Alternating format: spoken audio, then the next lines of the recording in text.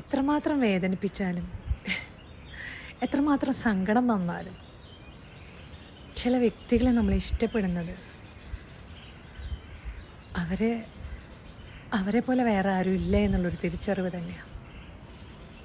പക്ഷേ ആ ഒരു ഇഷ്ടപ്പെടലിൽ ഒരു കാര്യമില്ല എന്ന് വരുമ്പോൾ സ്വാഭാവികമായിട്ടല്ലേ മനുഷ്യന്മാർക്ക് ദേഷ്യവും സങ്കടമൊക്കെ വരിക. പക്ഷെ അങ്ങനെ ഇല്ലാത്തവരും ഉണ്ടെന്നേ, പിന്നെയും ഇങ്ങനെ ഇരിക്കുന്നവർ.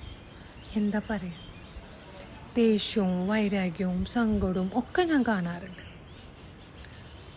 മനുഷ്യൻ്റെ മനസ്സിൻ്റെ ഉള്ളിൽ കൂടെ എന്തൊക്കെയാണ് പോണേ.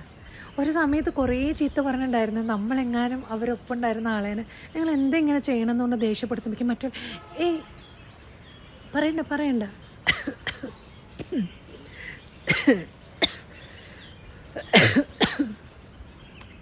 എന്താ പറയുക.